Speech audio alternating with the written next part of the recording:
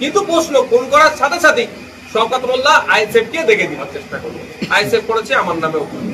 কিন্তু দেখুন last update যেটা আমার কাছে আছে, যে যাকে খুন করেছে রাজ্জাক খা, একদা তিনি আরাবুল সাহেব ঘনিষ্ঠ ছিলেন, এখন শওকত সাহেব বলছেন তিনি শওকত ঘনিষ্ঠ। তাহলে আর যাকে গ্রেফতার করেছে মুফাজ্জল মোল্লা, সেও আবার শওকত সাহেব ঘনিষ্ঠ। তাহলে এটাকে পুরো পরিস্পষ্ট হচ্ছে পুরো একটা লেনদেন বা কেউ এগিয়ে আসছে, নেতৃত্ব জায়গায় উঠে আসছে, এটা সহ্য করতে পারেনি।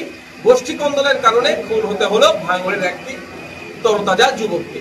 আমি বিধায়ক হিসাবে কন্ডেম করছি, যারা খুন করেছে সর্বোচ্চ শাস্তি তাদের দাবি করতে চাইছি, এবং সাথে সাথে এই খুনের সাথে যারা যুক্ত কেউ না ছাড় পায়। আমি ধন্যবাদ জানাবো পুলিশ কর্তাদেরকে যে সঠিকটা অন্তত রূপটা ধরতে পেরেছে যে এর সাথে কারা যুক্ত।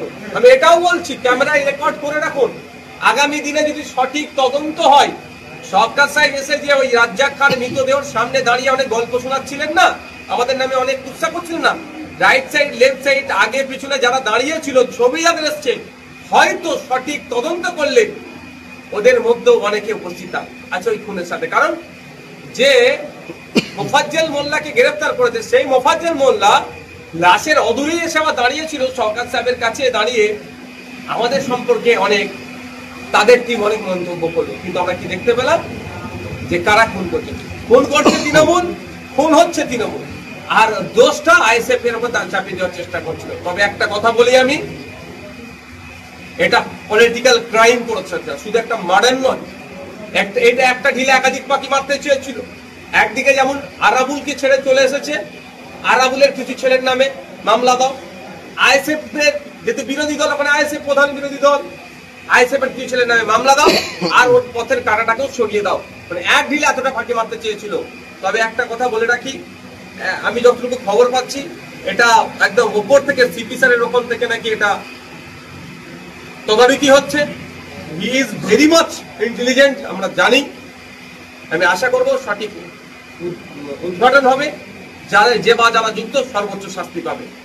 কিন্তু গ্রেপ্তার রাজ্জাক খান মার্ডার হওয়ার পরে বেশ 2-3 দিন কেটে গিয়েছে, যেভাবে গ্রেপ্তারের ঢিলেমি চলছে সেই জায়গায় আপনি কতটা সন্তুষ্ট? দেখুন আমি একটা কথা বলি, এটা ইনভেস্টিগেশনের পার্ট।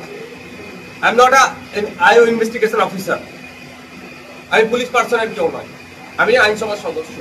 আমি চাইবো সঠিকটা হোক, যদি ধীরে চলেও সঠিকটা উদ্ঘাটন হয়েছে, একটা তো রুট পাওয়া গিয়েছে যে কে যুক্ত আর কেন কোনটা হয়েছে, কে যুক্ত পাওয়া গেছে, এবার কেন কোনটা হয়েছে, আর কারা কারা যুক্ত, কারা আগে কোনটা করতে বলেছে, এগুলো বাকি আছে।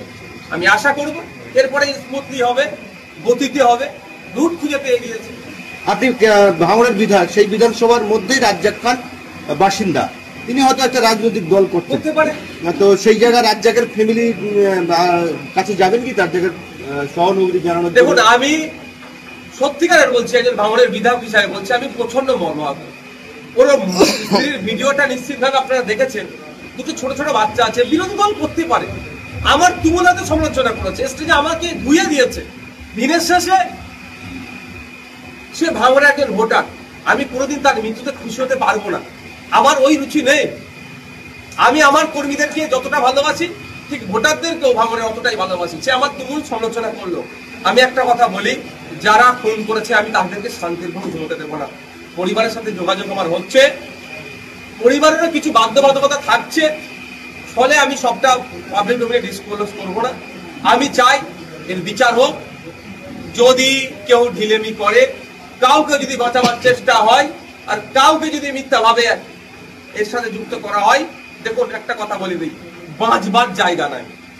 একজন গ্রেফতার হয়েছে মানে এই মামলাটা আমি দরকার লাগলে চালিয়ে নিয়ে যাব, ওকে বাঁচাবার চেষ্টা হলো, মামলা সিবিআই যাবে প্রয়োজনে, তখন আবার এই মোফাজ্জল মোল্লাকে খুঁজে বার করবে, আবার ওই যে দুটো বাইকে চেপে ঘুরে গিয়েছিল তাদেরকে খুঁজে বার করবে, আবার ওই জিয়ারুল্লাহ কি রেজাউল কি নাম একটা জহিরুলকে খুঁজে বার করবে। তাই নয়, আমি এটা বলে যাচ্ছি আপনাদের ক্যামেরার মাধ্যমে, এই মোফাজ্জল মোল্লা পেশাদার একজন খুনি। এই মোফাজ্জল মোল্লার গুলি ছুড়াতে ভাঙড় চালতা বিদিয়ার আমার একটা ছেলের লোকের পা নষ্ট হচ্ছে, একাধিক লোক গুলিবিদ্ধ হয়েছে এর জন্য। 2009 সালে খুন হয়েছে এই মোফাজ্জল মোল্লা, তার সাথে একটা পেশাদার কিলার, একে সেল্টার শওকত মোল্লা দেয় সবসময়।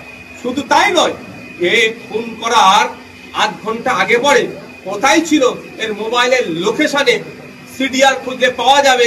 তৃণমূলের কোন নেতার অফিসের মধ্যে কি অফিসের বাইরে কোন নেতার সাথে কথা বলে সেটা পাওয়া যাবে। সুতরাং ছাড়ের জায়গা নেই, রুট পাওয়া গিয়েছে, রুটটাকে ধরে এগোবো।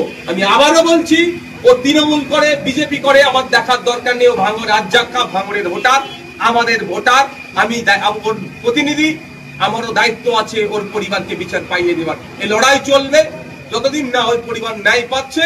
প্রয়োজনে আমি আইনি লড়াই করবো, পরিবারকে ন্যায় আমি পাবো। কিন্তু আপনাদের বিরুদ্ধে তো আজকের মিছিল করছেন। দেখুন, এটাই তো প্রশ্ন। মল্ল তৃণমূলের সমর্থক, আর মল্ল তৃণমূলের নেতা, মাল্য তৃণমূলের নেতা। তাহলে বিচারটা কার কাছে চাইবে আর কাকে দোষী করবে, এরকম এটাকে ধামা চাপা দেওয়ার চেষ্টা হবে।